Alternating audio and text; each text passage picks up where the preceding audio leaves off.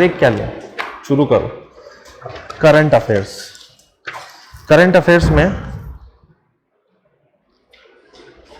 सुनना पसंद करेंगे या लिखना? क्योंकि सुन के तो आपको अपनी याददाश्त भी वैसी है ना, गोल्ड फिश जैसी, 2 सेकंड की। गोल्ड फिश की याददाश्त 2 सेकंड की होती है, वो कुछ भी याद रख सकती है लेकिन 2 सेकंड। तो गोल्ड फिश जैसे नहीं पढ़ना है अपन को, ठीक है। पॉलिटी हमने खत्म कर ली है। अब हमने जो नया स्टार्ट किया है वो है हिस्ट्री एंड कल्चर। 2020 में इतिहास और कल्चर की क्या क्या विशेष खबरें रही हैं, जिसमें पहला है 6 नेशन पीस इनिशिएटिव, 6 राष्ट्र शांति नवाचार। ओके, जो चाहें लिख सकते हैं, जो नहीं चाहते तो कोई बात नहीं ऐसी। 6 नेशन पीस इनिशिएटिव का मीनिंग क्या है? जब कोल्ड वॉर हुआ था, आपको सब अपने तरीके से लिखना है, जैसा चाहो वैसे लिखो। जब शीत युद्ध चला था तो ना यूएसए और ना यूएसएसआर की तरफ रहें, ना नेटो ना वॉर्सो की तरफ रहें, तो हमने नैम बना लिया था। लेकिन शीत युद्ध को खत्म करने के लिए भी एक छोटा सा गुट बना था 6 देशों का, जिसको बोला गया 6 राष्ट्र शांति नवाचार, 6 नेशन पीस इनिशिएटिव। तो आप बस इतना सा लिख लो, 6 नेशन पीस इनिशिएटिव, 6 राष्ट्र नवाचार या 6 राष्ट्र शांति नवाचार। उसके सामने लिख लो टू एंड कोल्ड वॉर, शीत युद्ध को समाप्त करने के लिए। 6 देशों के भी नाम लिख लो, Argentina, Bharat, Mexico, Tanzania, Sweden और ग्रीस। हमने कोल्ड वॉर में इसलिए नहीं पढ़ा क्योंकि हमें यहां पढ़ना था, और ये इसकी इंपॉर्टेंस बहुत कम है। 6 देश कोल्ड वॉर रोक लेंगे, बस ये है, कुछ ट्राई करा था इन्होंने रोकने के लिए। नेक्स्ट, अगला है एक कल्चर में फेस्टिवल, गणनंगई फेस्टिवल, गणनंगई त्योहार, GAANNGAI।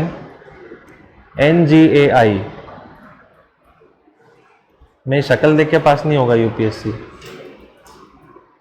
गणनंगई फेस्टिवल, गणनंगई त्योहार। It is celebrated in Assam, Manipur, Nagaland. Assam, Manipur, Nagaland में मनाते हैं। It is celebrated in Assam, Manipur, Nagaland. Assam, Manipur, Nagaland में मनाते हैं by Zeliangrong people, Zeliangrong लोगों के द्वारा, बाय ज़ेलियांग रोंग पीपल।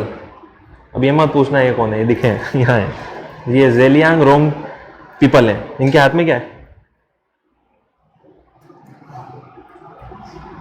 कटार नहीं बोलते हैं इसको, चाकू भी नहीं है, टमाटर काटने वाला नहीं है, ये गर्दन काटने वाला है, खुपरी। ओके, आगे से हैवी रहता है वो। ये त्योहार क्यों मनाया जाता है लिख लो, उस वक्त टीवी नहीं थी।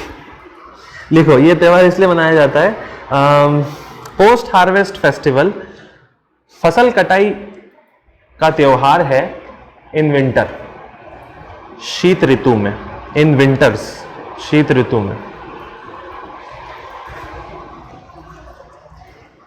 नेक्स्ट,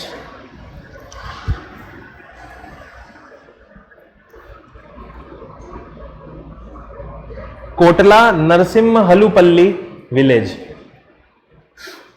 कोटला नरसिम्हलुपल्ली गांव।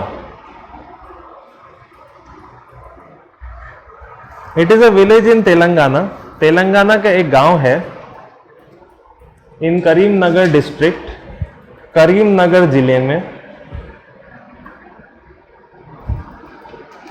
नरसिम्हलुपल्ला विलेज लिख लिया ना, करीमनगर जिले में है, तेलंगाना में है। और यहां पर किसका स्टैचू मिला, किसका है ये? लॉर्ड महावीर। एक जैसे तो दिखते थे। भगवान महावीर का आइडल मिला है, इस गांव में खुदाई में एएसआई वालों को।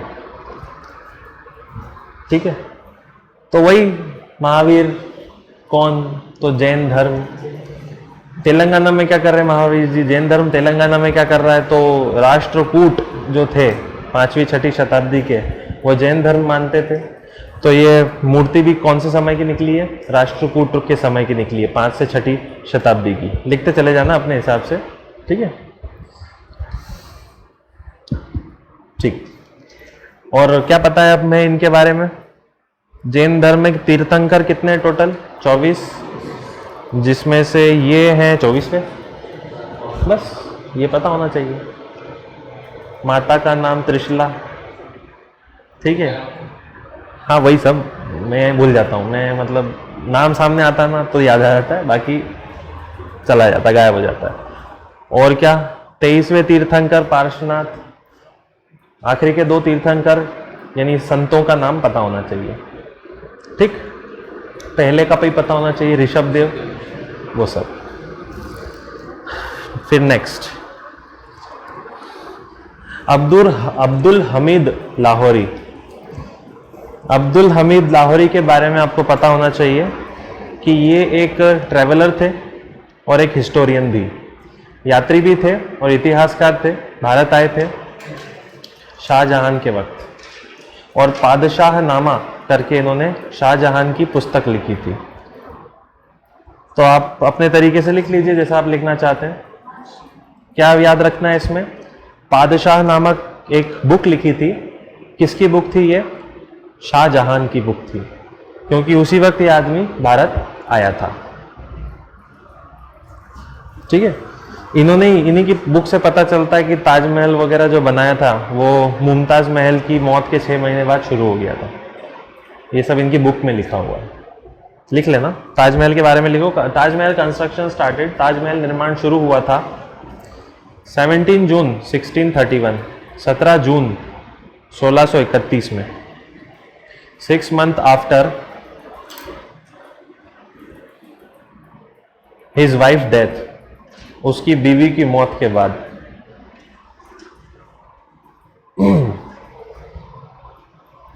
नेक्स्ट, बॉन बीबी, BONBIBI, बॉन बीबी। बॉन बीबी का मतलब होता है वन की देवी, वॉन।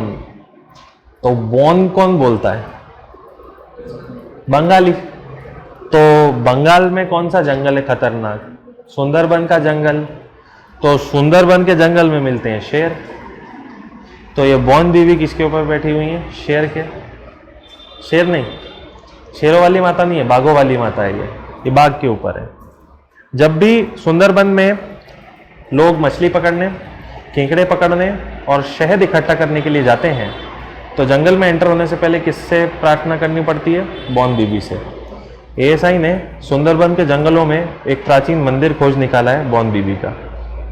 तो ये इंपॉर्टेंट हो गया, लिख लो। Bon Bibi dash Sundarban dash deity of forest, वनों की देवी dash shrine was found. Shrine यानी प्राचीन मंदिर मिला है, श्राइन वॉज फाउंड, प्राचीन मंदिर मिला है। बहुत घना जंगल है और वहां पे रिस्क होता है।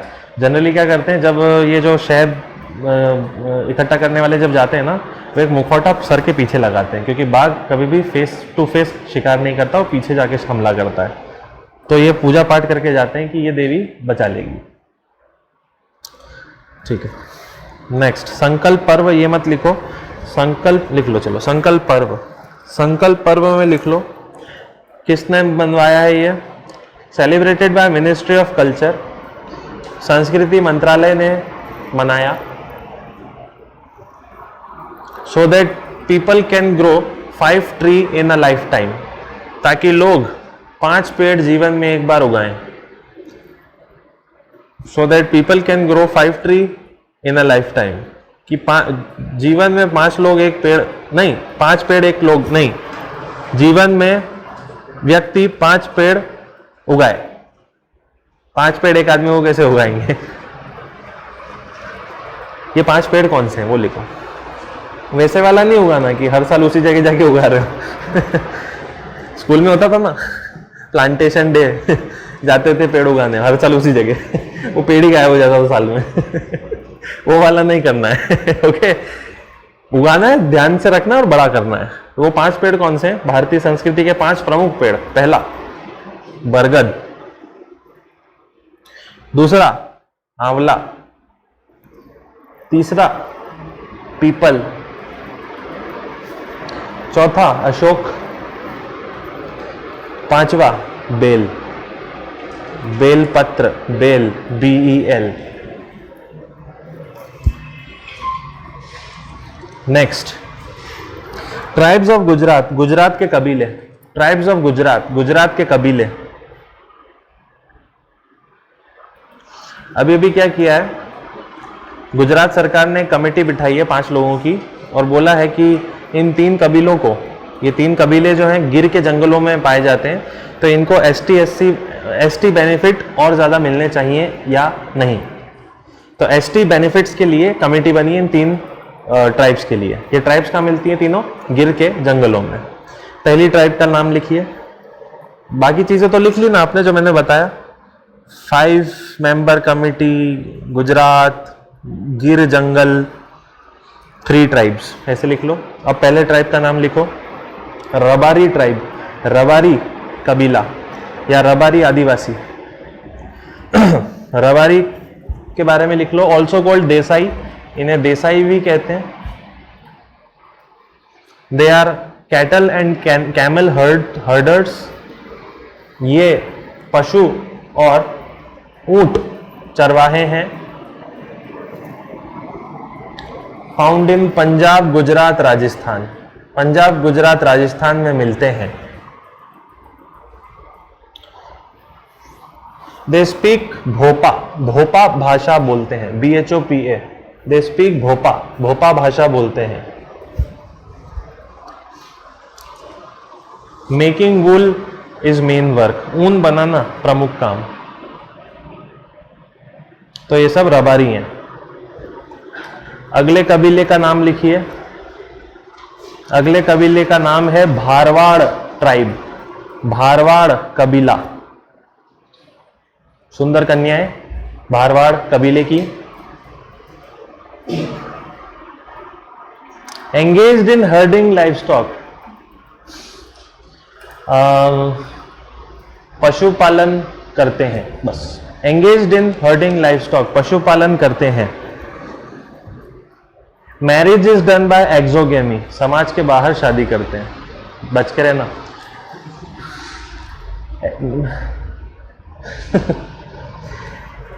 प्रैक्टिस एक्सोगेमी मैरिज, एक्सोगेमी यानी कि समाज के बाहर शादी करते हैं, बिटवीन क्लैंस। बेटा एक समाज है, समाज के अंदर बहुत सारी उपजातियां होती है, तो उसमें चलता है एक्सोगेमी।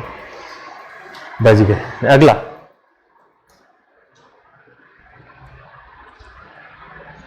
इनको तो देखा ही होगा, लिखो चारण ट्राइब, चारण लोग, चारण CHARN, चारण ट्राइब, चारण लोग। They are also called Gadhvi, Gadhvi भी कहते हैं, यहाँ आके गडरी हो जाते हैं, गडरिये कहते हैं ना, गुजरात में गढ़वी कहते हैं इनको।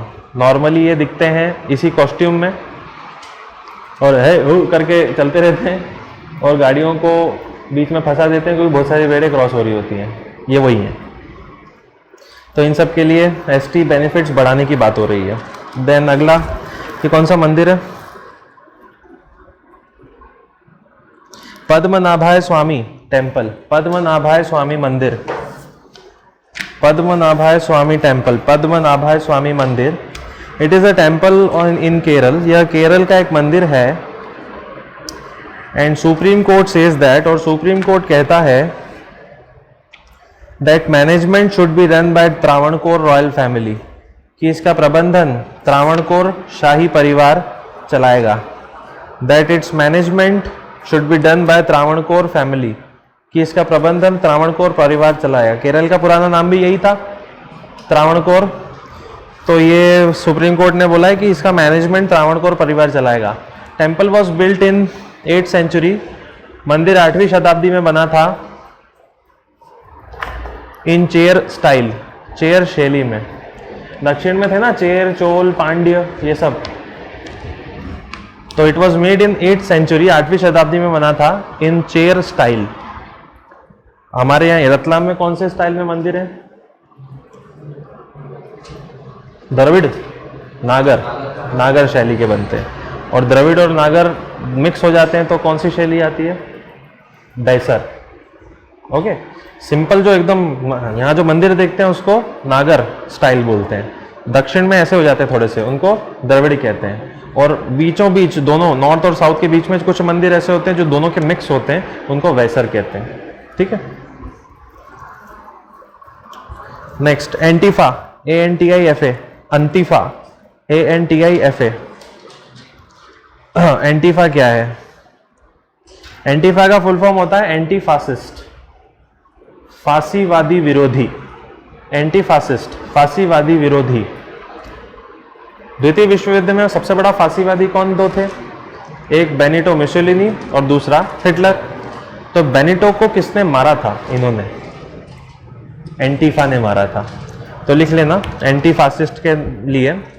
ड्यूरिंग वर्ल्ड वॉर II, द्वितीय विश्व युद्ध में, they were against fascism of Hitler and Benito. ये बेनिटो और हिटलर के फांसीवाद के खिलाफ थे। They were against fascism of Benito and Mussolini. Hitler और बेनिटो के फांसीवाद के खिलाफ थे। एंड किल्ड बेनिटो, और बेनिटो को मारा भी था। पर ये अच्छे लोग नहीं है, बहुत खतरनाक होते हैं। क्यों होते हैं वो लिखो। दे आर फार लेफ्टिस्ट, ये चरम वामपंथी लोग हैं। They are far leftist. और डायल लेफ्ट में अगर बहुत ज़्यादा चला जाता है तो खून खराबा ज़्यादा होता है, राइट में भी चला जाता है तो धर्म के नाम पे खून खराबा ज़्यादा होता है। तो ये वो है फार लेफ्टिस्ट। नेक्स्ट, बंदरगाहों के नाम चेंज कर दिए हैं। कोलकाता बंदरगाह का नाम कर दिया श्यामा प्रसाद मुखर्जी बंदरगाह। उसी तरीके से जैसे मुंबई बंदरगाह था तो उसको जवाहरलाल नेहरू कर दिया था। लिख लेना, ये श्यामा प्रसाद मुखर्जी बंदरगाह है जो पहले कोलकाता पोर्ट होता था। ठीक, डन। अब क्योंकि कल क्लास नहीं लगी थी तो ये आधा काम नहीं, हमको पूरा काम खत्म करना है। ठीक है, ये आज मॉर्निंग में या शायद कल आपको मिल गया था, बस अब इसको समझ लेते हैं। ये PES हुआ था क्या? कुछ भी नहीं हुआ? फटाफट समझा देता हूं। PES एक सरकारी योजना है, पेमेंट फॉर इकोसिस्टम सर्विस। इसका मीनिंग ये है कि ऊपर पहाड़ी क्षेत्र है जहां से नदियां बहती हैं और बीच में डैम बना दिया जाता है। इस डैम से पानी शहरों को मिलता है, लेकिन इससे नुकसान किसको हो जाता है? इकोसिस्टम में नुकसान होता है पहाड़ी क्षेत्रों में। मछलियों का नुकसान, मछलियों का नुकसान तो जानवरों का, जानवरों का तो पेड़ पौधों का। तो अब सरकार ने बोला है PES, payment for ecosystem service, यानी कि अगर पानी या कोई स्रोत शहरों में जाएगा जंगलों से तो उसका पेमेंट लिया जाएगा लोगों से, पानी का पैसा लिया जाएगा और वो पेमेंट शिफ्ट किया जाएगा गांव में रहने वाले यानी जंगलों में रहने वाले लोगों को, और उनको पैसे देकर ये बोला जाएगा यहाँ की सुरक्षा कीजिए, पेड़ वेड़ लगाइए। तो इस सिस्टम को क्या बोला है? PES। इसके बाद में मसूरी रेजोल्यूशन एक है, बहुत इंपॉर्टेंट है। 11 हिमालय के राज्य बोल रहे हैं कि भारत सरकार में एक नया मंत्रालय होना चाहिए हिमालय को बचाने के लिए, हिमालय मंत्रालय। और ये कहां से बोला गया है? एक रेजोल्यूशन लिया गया इन 11 राज्यों द्वारा जिसको मसूरी रेजोल्यूशन बोला गया। कैचमेंट एरिया क्या होता है? जहां जहां से पानी आपके इकट्ठा होता है मेजर नदी में, तो जहां से उस नदी में पानी आया उस सारे क्षेत्र को क्या कहेंगे? Catchment area. जनरली ऊंचाइयों से कैचमेंट एरिया बनना शुरू होता है, क्योंकि इस ऊंचाई के बाद ये पहाड़ नीचे की तरफ भी जाएंगे ऐसे, तो यहां दूसरा कैचमेंट एरिया बनेगा दूसरी नदी का। तो ये इस नदी का कैचमेंट एरिया है। ये हमने देख ही लिया था। प्रकृति जब हमें पानी और फल देती है तो इसको प्रोविजनिंग कहते हैं। प्रकृति जब तापमान नियंत्रित करती है तो रेगुलेशन कहते हैं। पृथ्वी जब केमिकल्स को रिसाइकल कर देती है तो उसे सपोर्टिंग कहते हैं। प्रकृति जब हमें कल्चरल एलिमेंट देती है तो उसको कल्चरल कहते हैं। आईपीसीसी और आईपीबीईएस में क्या फर्क है? आईपीसीसी एक संस्था है जो यूनाइटेड नेशन की एक संस्था है और इसे यूएनईपी और डब्ल्यूएमओ ने बनाया। इसका फुल फॉर्म होता है inter governmental panel on climate change, मौसम बदलावों पे एक बहुत बड़ा पैनल। इसका जिनेवा मुख्यालय में है और 2007 में नोबेल प्राइज जीता था। तब भारत में इसके अध्यक्ष थे, भारत से ही इसके अध्यक्ष थे आईपीसीसी के। ये बॉडी करती क्या है? ये अलग अलग वैज्ञानिकों से रिपोर्ट्स कलेक्ट करती है, उसको बनाती है और फिर यूनाइटेड नेशंस को दे देती है। बस इसका ये काम है। यानी आप वैज्ञानिक हो, मैं आईपीसीसी हूं, तो आपसे कलेक्ट करूंगा रिपोर्ट्स, उसको सही से अरेंज करूंगा और किसको दे दूंगा? पीछे यूनाइटेड नेशंस को दे दूंगा। ये काम है आईपीसीसी का, लेकिन किस मामले में? केवल क्लाइमेट चेंज के मामले में। इसी तरीके से एक और बॉडी है आईपीबीईएस। ये क्लाइमेट के लिए नहीं है, ये किसके लिए है? बायोडाइवर्सिटी के लिए, जैव विविधता के लिए। ये बनी है 2012 में, लेकिन ये यूनाइटेड नेशंस की एक संस्था है, ये नहीं है, not a body of UN. Okay, इसका मुख्यालय बॉन जर्मनी में है। बाकी सब डिटेल्स। 2002 में एक मीटिंग हुई थी कोप 6 सीबीडी की। सीबीडी यानी कॉन्फ्रेंस ऑन बायोडाइवर्सिटी, जैव विविधता पर सम्मेलन, छठा सम्मेलन इसलिए क्योंकि ये कब से शुरू हुआ है? 1992 से, अर्थ समिट से। इसमें कुछ लक्ष्य रखे गए थे कि 2010 तक ये लक्ष्य पूरे करने, लेकिन क्या हो गया? फेल हो गए। तो नए लक्ष्य आ गए हैं 2020 तक के, ये भी नहीं चल रहे। फिर इसके बाद में 2010 में इसी मीटिंग का 10वां संस्करण हुआ, जिसको COP10 बोला, और ये बोला गया नगोया या आइची प्रीफेक्चर जापान। क्या बोला गया है इसमें? इसमें आइची टारगेट्स आ गए कि जैव विविधता, जानवर, पेड़ पौधों को बचाने के लिए 20 टारगेट दे रहे हैं नगोया प्रोटोकॉल, जिसमें 20 के 20 याद करने की जरूरत नहीं है, पता होना चाहिए कि 20 हैं और कब तक के लिए हैं? 2020 तक कंप्लीट करने हैं। जनरली क्या? पब्लिक अवेयरनेस करो, हैबिटेट लॉस को 50% बचाओ, 17% जमीन बचा लो पृथ्वी की, जंगलों की, वो सब लिखा है इसके अंदर। एक होता है टाइलर प्राइज, पर्यावरण संरक्षण में जो अच्छा काम करता है उसको टाइलर प्राइज मिलता है, लेकिन ये यूनाइटेड नेशंस नहीं देता है, ये यूनिवर्सिटी ऑफ साउथ कैलिफोर्निया देती है। 3 भारतीयों को अभी तक मिल चुका है। MS स्वामीनाथन, नाम सुना होगा, माधव गाडगिल और पवन सुखदेव, इनको इसी साल मिला है 2020 में टाइलर पुरस्कार। यूएन नहीं देता है, एक कॉलेज देता है, यूनिवर्सिटी ऑफ साउथ कैलिफोर्निया। फिर एक होता है टीब का मीनिंग होता है the economics of ecosystem and biodiversity, यानी वन्य जीव और जो भी जैव विविधता होती है उसका अर्थव्यवस्था पे क्या असर होता है। तो उसके लिए जर्मनी एंड यूरोपियन कमीशन बना हुआ है, मीटिंग वगैरह होस्ट करते हैं। कुछ इनके मेजर एम्स ये पता होना चाहिए। टीब का मेजर एम है कॉस्ट ऑफ बायोडाइवर्सिटी लॉस को बचाना, यानी कि जंगलों को इतना इस्तेमाल कर रहे हैं, उतना हम लगा नहीं पा रहे हैं, तो बायोडाइवर्सिटी का नुकसान है। वो सब नेचर से जुड़ी हुई बातें हैं, हल्की फुल्की सी। अगला है नेचुरल कैपिटल। क्या होता है नेचुरल कैपिटल? का मतलब होता है, देखो ये है जंगल, जंगल हमारा क्या है? नेचुरल कैपिटल है, प्राकृतिक पूंजी है। ये है शहर, शहर हमारे क्या है? आर्थिक एक्टिविटी है, आर्थिक कार्य है। हम जब प्रकृति से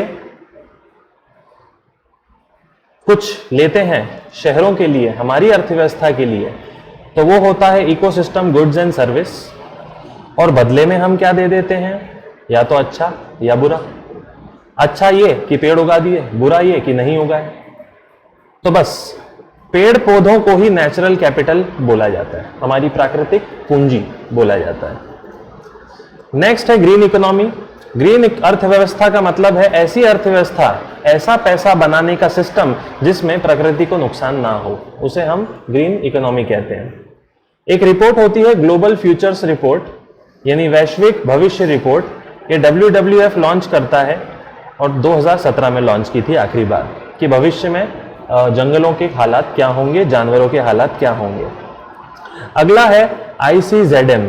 ICZM का मीनिंग होता है इंटीग्रेटेड कोस्टल मैनेजमेंट जोन, यानी कि समेकित तटीय क्षेत्र प्रबंधन।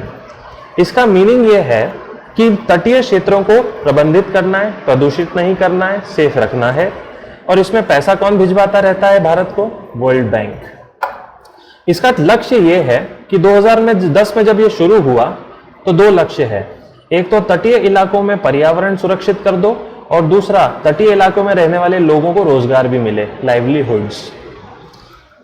इस कार्यक्रम का पायलट प्रोजेक्ट अभी 3 जगहों पर चल रहा है। एक है गुजरात, उड़ीसा और वेस्ट बंगाल। काम क्या है?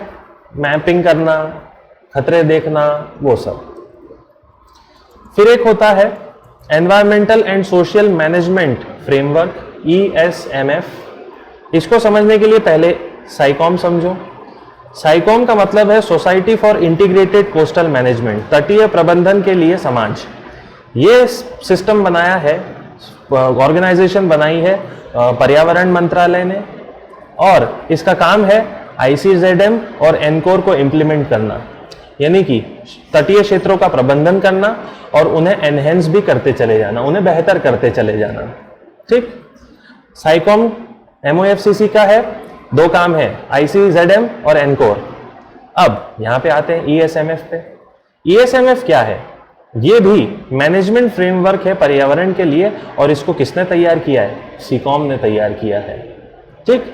और किसने प्रपोज किया था? एनकोर ने प्रपोज किया था। वर्ल्ड बैंक का फंडेड है, पर्यावरण को बचाने के लिए है, और अगेन कोस्टल स्टेट्स, तटीय मैदानों को सुरक्षित करने के लिए। मतलब ये सब किससे जुड़ा हुआ है? सबका सब कोस्टल प्लेन से। बस कोरल्स क्या होते हैं? कोरल से जुड़े हुए कुछ क्वेश्चन आए थे, उसके पहले हम कोरल डिस्कस कर लेते हैं। पृथ्वी पर कोरल गर्म इलाकों में पाए जाते हैं। कोरल दिखने में ऐसे होते हैं, रंग बिरंगे, कठोर, ठोस, और बहुत सारी मछलियां यहां पे रहती भी हैं। कोरल बेसिकली बनते हैं पॉलिप से। पॉलिप क्या होता है? ये जीव जंतु होते हैं, पेड़ नहीं है। छोटे छोटे पॉलिप होते हैं, और वो पॉलिप इकट्ठे हो जाते हैं, और पॉलिप मरने के बाद उसके ऊपर और पॉलिप्स आ जाते हैं। ऐसे करते करते कोरल बड़ा होता चला जाता है। अब ये पॉलिप करते क्या है? ये खाना खाते हैं। इनमें थोड़ी सी एक्सचेंज होता है फूड का। कैसे होता है वो समझो। ये है एक कोरल साइड में, और दूसरी तरफ है जूज़ैंथेल। जूज़ैंथेल की वजह से ही कोरल्स को कलर मिलता है, अदरवाइज कोरल व्हाइट कलर के होते हैं। क्योंकि कोरल जब वेस्ट प्रोडक्ट निकालते हैं वो होता है कैल्शियम कार्बोनेट, और कैल्शियम कार्बोनेट का रंग क्या होता है? व्हाइट। कैल्शियम कार्बोनेट की वजह से इनको एक मजबूत ढांचा मिलता है। किसको? पॉलिप्स को या फिर कोरल्स को। अब इनको इनका रंग कैसे मिलता है? ये तो व्हाइट है। इनको इनका रंग ऐसे मिलता है कि ये जो जूज़ैंथेल हैं ये चिपक जाते हैं चारों तरफ कोरल के, और क्या करते हैं? फोटोसिंथेसिस। फोटोसिंथेसिस जूज़ैंथेल करते हैं, तो खाना किसको मिल जाता है? इससे कोरल को मिल जाता है। क्या मिलता है? शुगर, अमीनो एसिड्स और लिपिड्स मिलता है। खाना है ये। जूज़ैंथेल जो बना रहा है वो खाना है कोरल का, और कोरल जो वेस्ट भेज रहा है जैसे कार्बन डाइऑक्साइड, नाइट्रेट, फॉस्फेट, ये खाना किसका हो जाता है? जूज़ैंथेल का। तो ये आपस में एक दूसरे का साथ देते हुए आगे बढ़ते हैं। ठीक। कल को जूज़ैंथेल अगर खत्म हो जाए तो अपने आप कौन खत्म हो जाता है?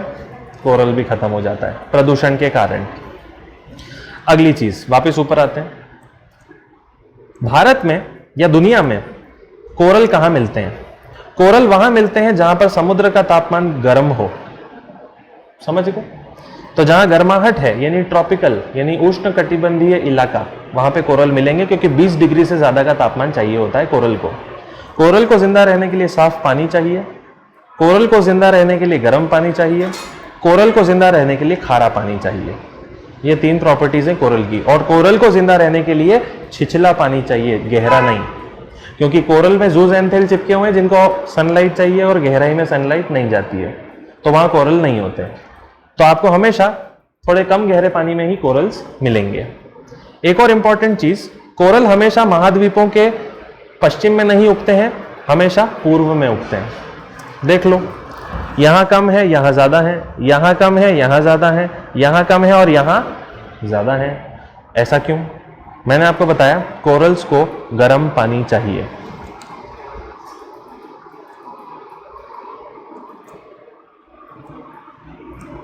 गर्म जल की धाराएं, ओके। तो गर्म जल धाराएं, ठंडी जल धाराएं आपको हमेशा इस तरफ मिलेंगी, तापमान कम रहेगा, कोरल ज्यादा नहीं बन पाएंगे। लेकिन इस तरफ आप हमेशा क्या देखेंगे? गर्म जल की धाराएं देखेंगे, ओके। सबके जलों के धाराओं के नाम होते हैं, जैसे ठंडी जल धारा ब्रिटेन इधर से निकलती है तो उसको कैनरी बोल देते हैं, ठीक है। उसके बाद में गर्म जल धारा ऊपर की तरफ जाती है, अमेरिका से होती है नॉर्थ पोल, तो उसको हम गल्फ स्ट्रीम कह देते हैं। ऊपर क्यों जाती, नीचे क्यों आती? क्योंकि मिक्स होना है। ये गर्म है तो गर्म ठंडे की तरफ मिक्स होगा, ऊपर ठंडा है तो ठंडा गर्म की वजह से मिक्स होगा, तो एक सर्कुलेशन बन जाएगा। आगे समझ में कोरल के बारे में? कोरल के बारे में क्वेश्चन भी आया था। Consider the following. दुनिया में सबसे ज्यादा कोरल रीफ ट्रॉपिक वाटर में है, सही, गर्म जल में होते हैं। दुनिया का 1/3 coral are located in territories of Australia, Indonesia and Philippines. तो सबसे ज्यादा कोरल कहां पर है? 1/3 यहां पर है, ऑस्ट्रेलिया फिलीपींस के क्षेत्र में, तो ये भी सही हो गया। तीसरा, coral reefs host far more number of animals phyla. Coral reef में जानवरों की संख्या ज्यादा होती है, किसके मुकाबले? वर्षा वनों के मुकाबले। ये भी सही है, वर्षा वनों में उतने जानवर नहीं होते, होते बहुत सारे, लेकिन कोरल में सबसे ज्यादा जीव जंतु पाए जाते हैं, मछलियों के प्रकार बहुत ज्यादा हो जाते हैं। तीनों आंसर सही थे। 2018 का प्रीलिम्स का ये क्वेश्चन था, ठीक। भारत में कोरल कहां कहां पाए जाते हैं? अंडमान निकोबार, गल्फ ऑफ कच्छ, कच्छ की खाड़ी गुजरात, गल्फ ऑफ मन्नार तमिलनाडु और श्रीलंका के बीच का पानी, और लक्षद्वीप। इनमें से अंडमान निकोबार, गल्फ ऑफ कच्छ और मन्नार की खाड़ी क्या है? फ्रिंज रीफ है, लेकिन लक्षद्वीप क्या है? एटॉल्स हैं। अब फ्रिंज रीफ और एटॉल के में फर्क क्या होता है उससे पहले समझ लीजिए। कोरल पेड़ पौधे हैं क्या? नहीं है, कोरल जानवर हैं। कोरल किससे बनते हैं? छोटे छोटे जानवर पॉलिप से बनते हैं। कोरल कचरा क्या निकालते हैं? कैल्शियम कार्बोनेट निकालते हैं, जो इनकी हड्डी बनता है, इनको मजबूत करता है, और इनसे क्या बनता है? कोरल रीफ बनता है। अब समझो कोरल रीफ क्या होता है। देखो, ये है एक टापू ज्वालामुखी का, इसमें लगातार समुद्र का असर होगा और ये धीरे धीरे कम होता चला जाएगा बारिश और समुद्र की वजह से। लेकिन कोरल हमेशा कहाँ उगते हैं? छिछले पानी में, मतलब वो गहरे पानी में नहीं उगेंगे, वो कहाँ उगेंगे? हमेशा ऊपर के पानी में। तो यहाँ पर कौन उगने लगा है? ये कोरल उगने लगे हैं। एक टाइम पे होता ये है, ये कम होने लगता है और ये बढ़ने लगता है। तो पहाड़ कम होता जा रहा है लेकिन कोरल बढ़ते जा रहे हैं। और जब पहाड़ पूरी तरीके से गायब हो जाता है और चारों तरफ सिर्फ कोरल ही कोरल बचते हैं, तो उनको क्या कहा जाता है? उस क्षेत्र को लगून, जो दिखते हैं ऐसे, देखे भी होंगे। तो लक्षद्वीप क्या है? एटॉल है। एटॉल का मतलब क्या होता है? पहाड़ था, गायब हो गया, जमीन थी, गायब हो गई, अब चारों तरफ सिर्फ क्या बचा? कैल्शियम, कोरल्स, ठीक। बायोरॉक टेक्नोलॉजी इंडिया ने स्टार्ट की है। भारत में कोरल खत्म होते जा रहे हैं। कोरल को साफ पानी चाहिए, नमकीन पानी चाहिए, गर्म पानी चाहिए और छिछला पानी चाहिए। ये सब में साफ पानी की गड़बड़ हो रही है, साफ पानी नहीं मिल पाता, प्रदूषित हो रहा है ना, तो खराब हो जाते हैं कोरल। तो कोरल को रीएस्टेब्लिश करने के लिए स्टील के जाल लगाए जा रहे हैं। स्टील के जाल में बिजली दौड़ाई जा रही है, जिसकी वजह से उसमें कैल्शियम कार्बोनेट चिपकेंगे, जो कोरल का खाना और जूजेंथेल का खाना बनेंगे, और फिर ये स्टील का केज ही एक कोरल बन जाएगा अपने आप समय के साथ साथ। इसको बोला जाता है बायो रॉक टेक्नोलॉजी। स्टील है, करंट दौड़ाते हैं, कैल्शियम कार्बोनेट इकट्ठा करता है, इसी को बायो रॉक बोलते हैं। ये तो हमने समझ लिया। ये है रण ऑफ कच्छ गुजरात का, ये है गल्फ ऑफ कच्छ, कच्छ की खाड़ी, और ये है खंबात की खाड़ी, जिसको कैम्बे की खाड़ी भी बोलते हैं। कोरल ब्लीचिंग का मतलब क्या होता है? कोरल ब्लीचिंग का मतलब होता है जब पॉलिप्स कलरलेस हो जाते हैं, यानी कि जूजेंथेल जो एल्गी है वो पॉलिप से क्या होती है? चली जाती है, तो क्या हो जाता है? कोरल मर जाते हैं, ठीक है, सब खत्म हो गया ये। इसके बाद में इसको ही ब्लीचिंग बोलते हैं, मतलब पूरी की पूरी कॉलोनी क्या हो गई? मर गई। क्यों होता है ये? जस्ट बिकॉज कुछ टॉक्सिक एलिमेंट्स होते हैं, जहर होता है जो इनको खत्म कर देता है। कोरल नीड्स, कितना तापमान चाहिए कोरल को? 20 डिग्री चाहिए। शैलो वाटर, कम गहरा पानी चाहिए। ये हमने देख ही लिया। 2014 में प्रश्न बना था, इनमें से कहाँ कहाँ कोरल रीफ्स हैं? तो अंडमान में है, कच्छ में है, मन्नार में है, सुंदरबन में नहीं है। क्यों नहीं है? सुंदरबन में पानी गंगा और ब्रह्मपुत्र का आता है, जो खारा नहीं है, मीठा पानी है, और वो कीचड़ और मिट्टी लेके आता है, तो पानी साफ नहीं रहता है उस समुद्र का, इसलिए सुंदरबन में कोरल नहीं है। ठीक है, तो आंसर क्या था? 1, 2, 3 आंसर था, प्रीलिम्स का क्वेश्चन था ये। पलाऊ नाम का एक देश है जो फिलीपींस, इंडोनेशिया और न्यू गिनी के बीच में है। ये रहा पलाऊ। पलाऊ पहला देश बना है जिसने बैन कर दिया है सनस्क्रीन।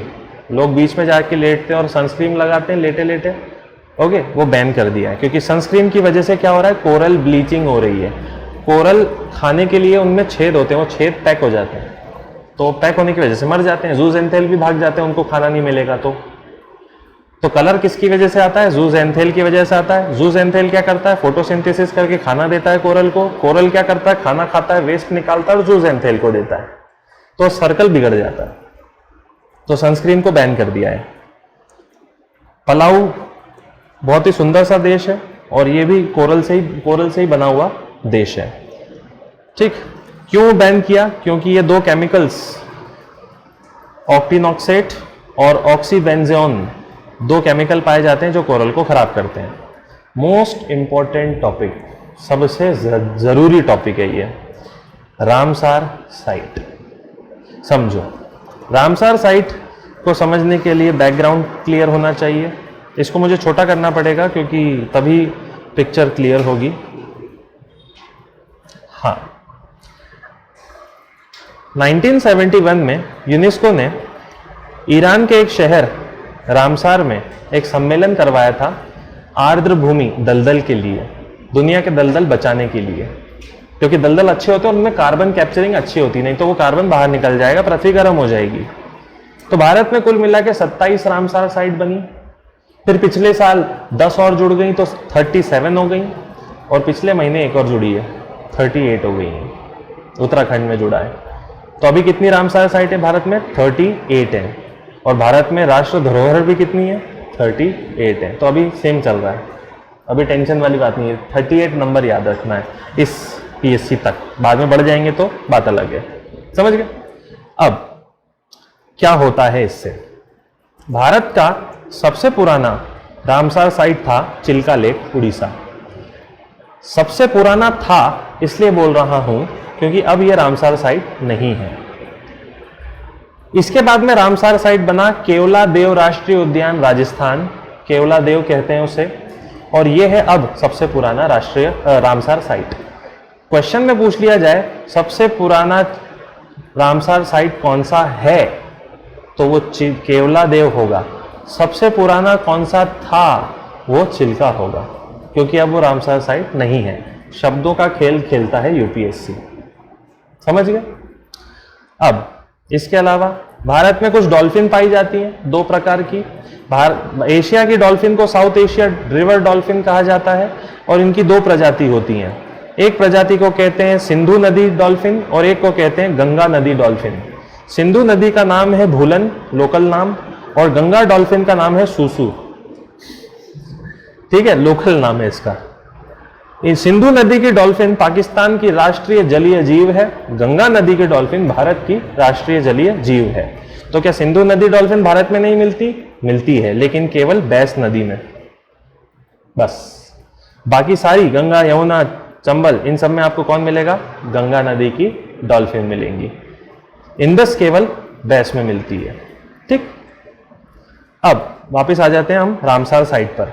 ये जो रामसार साइट होती है हर दुनिया में, हर देश के दलदलों की, इस रामसार साइट की लिस्ट को बोला जाता है मॉन्ट्रेक्स रिकॉर्ड्स, मॉन्ट्रियक्स रिकॉर्ड्स। ठीक, मतलब मॉन्ट्रेक्स रिकॉर्ड में वो शामिल होंगे जो सीरियस थ्रेट में रहेंगे, एकदम खतरे में दलदल है, उनको मॉन्ट्रेक्स रिकॉर्ड में जोड़ा जाता है। तो भारत में कौन है? एक लोकटक है मणिपुर की, और एक केवलादेव है राजस्थान की। चिल्का में क्रॉस लगा है, यानी चिल्का अब खतरे से बाहर है, सेफ है, और रामसार साइट में भी नहीं है। भारत में कुल मिला के कितने रामसर साइट थे, तो उसका डेटा ऐसे याद रखना है, पहले 27, फिर 10, फिर 1, ठीक है। तो अब 38 हो गए टोटल। याद कैसे रखोगे कि कहाँ कहाँ रामसर साइट्स हैं? याद रखने का तरीका ये रहा, देखो वापस जूम आउट करना पड़ेगा मुझे। ये इंडिया में पहले तो ये मान लो पूरे भारत में रामसर साइट है। उसके बाद ये जो लाइन बनी हुई है इन राज्यों की, कौन कौन से हैं? बिहार, झारखंड, नहीं, छत्तीसगढ़, तेलंगाना, कर्नाटक, यहां रामसर साइट्स नहीं है। ओके, ये सीधी लाइन चल रही है, ऐसे ध्यान रखना। अब प्रॉब्लम तो यहां भी होती है, तो यहां कैसे याद रखोगे? 3 ही राज्य हैं जहां रामसर साइट है। आसाम में तो होगी ही, एक मणिपुर में है जिसका नाम क्या है? लोकटक झील, और एक रुद्र प्रताप सागर है त्रिपुरा में। तो त्रिपुरा, लोकटक झील, मणिपुर और आसाम, बस 3 राज्यों में रामसर साइट हैं। बाकी उत्तर पूर्व में रामसर साइट्स नहीं है। तो ये 3 याद हो गए। उसके बाद में ये लाइन याद कर लो, फिर एक अकेला हरियाणा बच जाता है बस। तो हरियाणा में भी रामसर साइट नहीं है।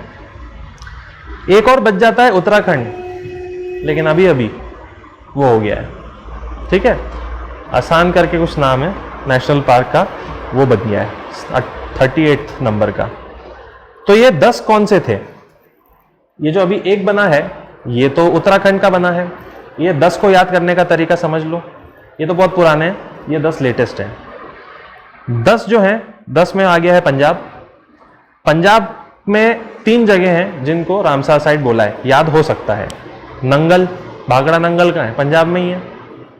केशवपुर, ये भी पंजाब में है। बैस नदी कहाँ है? पंजाब में। तो नंगल, बैस तो ऐसे ही याद हो जाएंगे, पंजाब में है। एक याद करना पड़ेगा, केशवपुर। फिर है यूपी। यूपी में जितने भी हैं उन सब का नाम एस से है। सरसी, सांडी, समसपुर, समन। बचते हैं 2। आगरा, याद करने की जरूरत ही नहीं है, यूपी में ही है आगरा। और एक है नवाबगंज। तो ये आइडिया तो लगा ही सकते हो, नवाबगंज नाम का कहाँ होगा स्टेट? लखनऊ के पास में आता है। तो नवाबगंज बर्ड सेंचुरी, ये सब अलग अलग झील हैं, ये सब रामसर साइट है। महाराष्ट्र में अगर नहीं बनता, महाराष्ट्र में पहली बार एक रामसर साइट बनी है, नंदूर मध्यमेश्वर। तो महाराष्ट्र से मध्यमेश्वर, M से M, ऐसे याद कर सकते हो, ठीक है। तो यहां नहीं पाए जाते हैं, यहां पाए जाते हैं, और हरियाणा में नहीं पाए जाते हैं। बाकी यह साइड में लिस्ट पूरी दी हुई है। सबसे ज्यादा खतरे में कौन है? लोकटक है, और फिर केवलादेव राजस्थान है। आगे बढ़ते हैं। वेटलैंड रूल्स है, ये आपको खुद पढ़ने पड़ेंगे, मेंस के लिए इंपॉर्टेंट है, प्रीलिम्स के लिए नहीं है, तो इसको अभी के लिए छोड़ देता हूं मैं। अब वेटलैंड्स कितने टाइप के होते हैं, दलदल कितने टाइप की होती है? बचपन में सब पढ़ रखा है पर्यावरण एनवायरनमेंट में।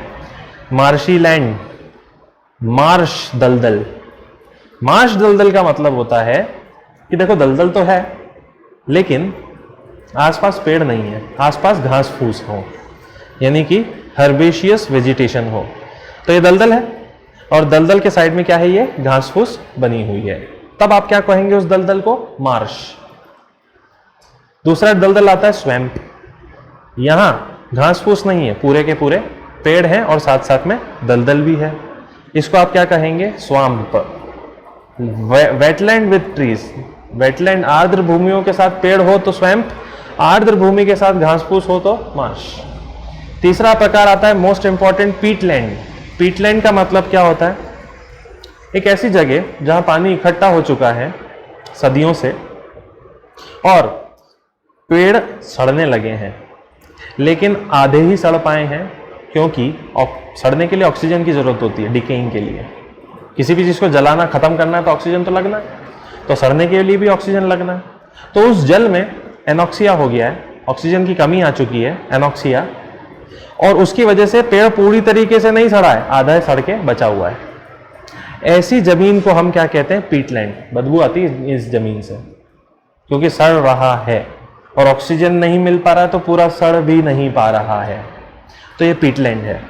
पीटलैंड दो टाइप के होते हैं, एक होता है फैन और एक होता है बोग। मतलब ये जो है ना, ये दो टाइप के होते हैं, फैन और बोग। पानी जमा हुआ दिख रहा है इन सब में, तो पानी कैसे जमता है? फैन पीटलैंड हम तब बोलेंगे जब ऊपर से बरसात का पानी और नीचे से जमीन का पानी इकट्ठा हो जाए, तब उसे फैन पीटलैंड कहते हैं। बोग तब कहते हैं जब केवल बरसात के पानी जमा हो और नीचे से कोई ग्राउंड वाटर जमा ना हो। तो बरसात और ग्राउंड वाटर मिलके जो पीटलैंड बना रहे हैं उसे फैन पीटलैंड कहेंगे, और केवल बरसात जिस पीटलैंड को बना रही है उसे बोग कहेंगे। और पीटलैंड किसको कहेंगे? एक ऐसी आर्द्र भूमि जहां पेड़ पौधे सड़ने लगे हैं लेकिन आधे सड़ चुके हैं क्योंकि ऑक्सीजन की कमी पानी में हो चुकी है। आया? नेक्स्ट, गोगाबिल बिहार। गोगाबिल झील बिहार की पहली कम्युनिटी रिजर्व बनी है।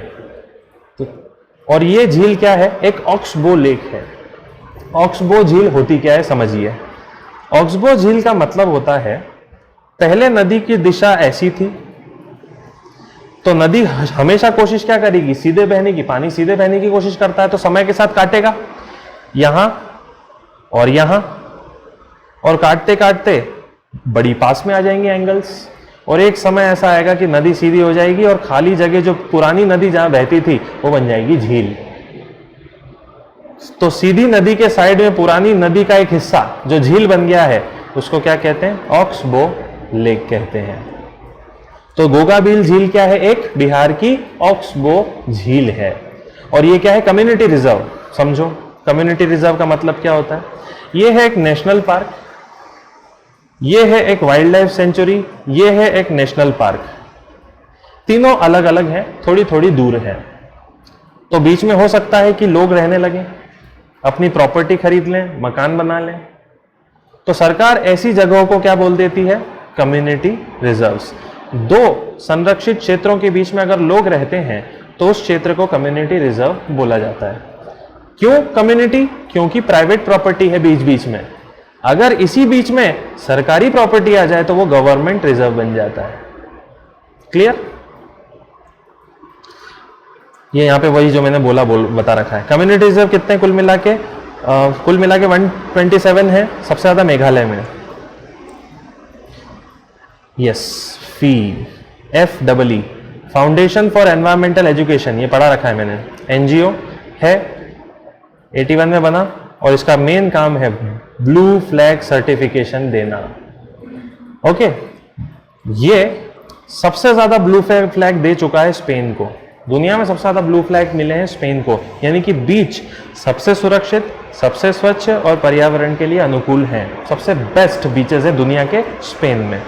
सबसे ज्यादा झंडे इन्हीं को मिले हैं। भारत को भी मिला एक, भारत को मिला चंद्रभागा बीच उड़ीसा में जो है 2018 में। ठीक है, ये भारत का पहला ब्लू फ्लैग बीच है जो फी नाम की एनजीओ संस्था प्रोवाइड करती है। तो यहाँ पैसे आने लगते हैं इसके इन्वेस्टमेंट के लिए, मैनेजमेंट के लिए। तो भारत सरकार को मजा आ गया। भारत सरकार ने बोला इतने सारे रेडी करके दिखाऊंगा अब मैं। तो यहाँ पे काम चल रहे हैं, स्वच्छता का काम चल रहा है। अब इन सबको याद करने की जरूरत नहीं है, 3 याद कर लो। लक्षद्वीप में जो बीच है सबसे स्वच्छ, उसका नाम है बंगाराम बीच। अंडमान निकोबार में जो सबसे स्वच्छ बीच है उसका नाम है राधानगर बीच।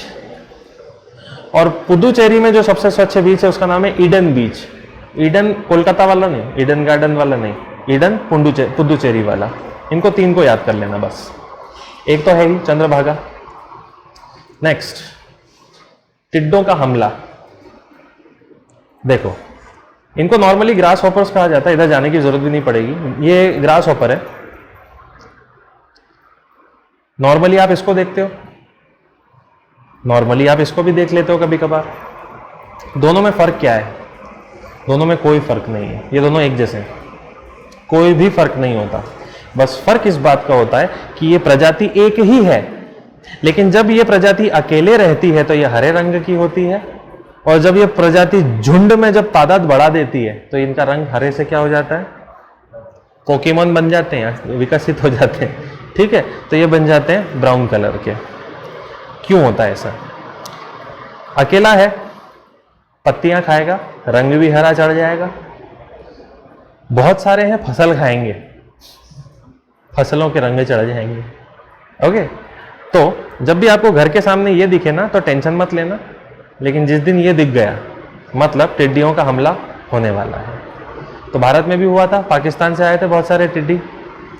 ये भारत की एक संस्था भी, लोकस्ट वार्निंग ऑर्गेनाइजेशन, जो टिड्डी आने के बाद वार्निंग देती आ गए, तो ये इनका काम है।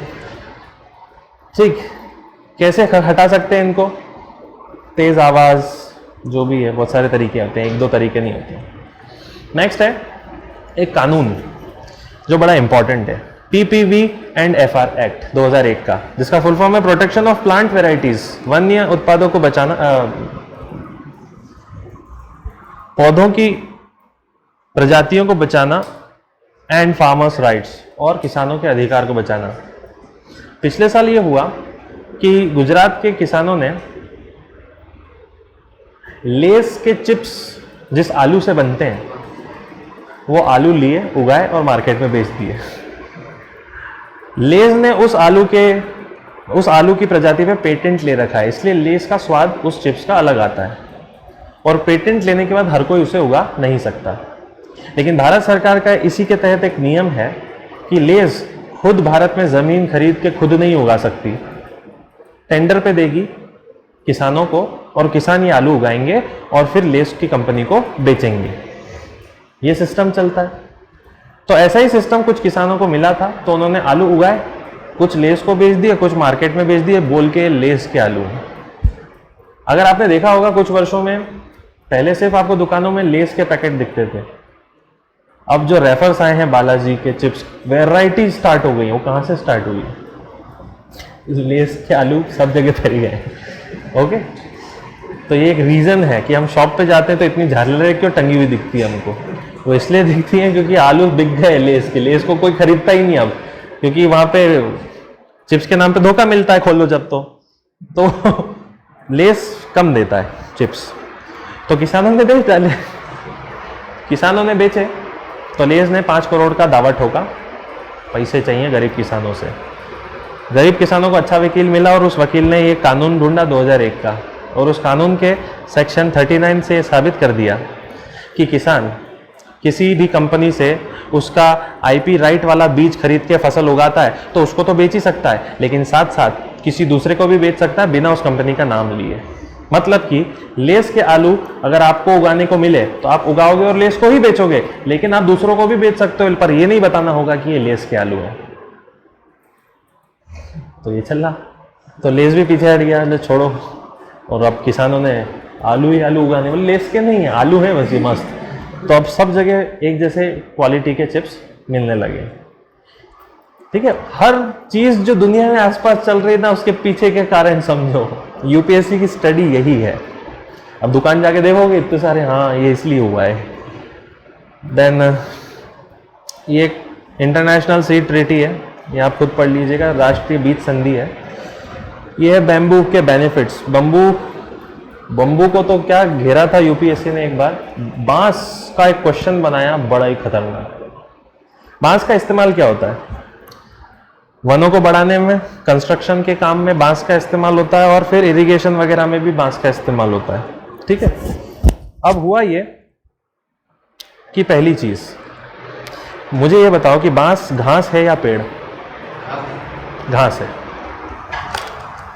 बट बम्बू को काटना तो गैर कानूनी है फॉरेस्ट एरिया में।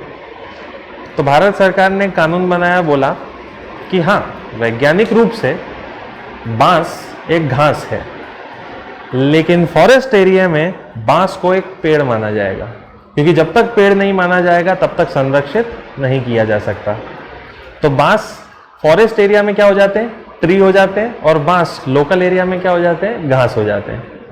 तो लोगों ने बोला ऐसे कैसे, ये तो कुछ तो भी है, मतलब साइंटिफिकली ये हो गया और ऐसे में वो हो गया, तो ऐसा क्यों? ऐसा क्यों? क्योंकि एक क्वेश्चन बन गया था बस। UPSC यही ऐसे ही कुछ ढूंढता है कि जहां कुछ गलतफहमी हो रही है लोगों को, बस उसी पे क्वेश्चन बनाएंगे अपन। क्वेश्चन ये था, एज पर रिसेंट अमेंडमेंट, हाल ही के संशोधन के अनुसार जो इंडियन फॉरेस्ट कानून 1927 में हुआ है, forest dwellers have right to fell the bamboo grown in forest areas. यानी कुछ संशोधन हुआ है, उसके हिसाब से क्या हो सकता है, जंगल में रहने वाले लोग बांस की लकड़ी काट सकते हैं। लेकिन प्रॉब्लम क्या थी, वो संशोधन 1927 में नहीं हुआ, वो 2006 में हुआ। As per scheduled tribes and other traditional forest dwellers act, ये ST/SC के लिए जो गांवों में रहते हैं, जंगलों में रहते हैं, उनका कानून है। वो कानून है जंगल अधिकार कानून 2006। Bamboo is a minor forest product, बांस को एक लघु वन उत्पाद माना जा सकता है, सेकंड सही। और यहीं पे खेल किया था UPSC ने। तीसरा भी कुछ आया था ऑप्शन, 1 और 2 सही थे, पहला गलत था। समझो क्या किया था। जंगल के बाहर बांस क्या है, घास है। जंगल के एरिया के अंदर वो क्या है, ट्री है। और किसके हिसाब से ट्री है, भारतीय जंगल अधिनियम 1927 के हिसाब से। तो आप बोलोगे सर ये फर्स्ट पॉइंट तो सही था, नहीं। इसके बाद आया एक और कानून, फॉरेस्ट राइट्स एक्ट 2006, जंगल अधिकार अधिनियम 2006, जिसमें बोला गया कि अगर बांस जंगल के अंदर है तो उन्हें MFP माना जाएगा, माइनर फॉरेस्ट प्रोड्यूस, लघु वन उत्पाद। और इसी पॉइंट को लेके पहला पॉइंट बन गया।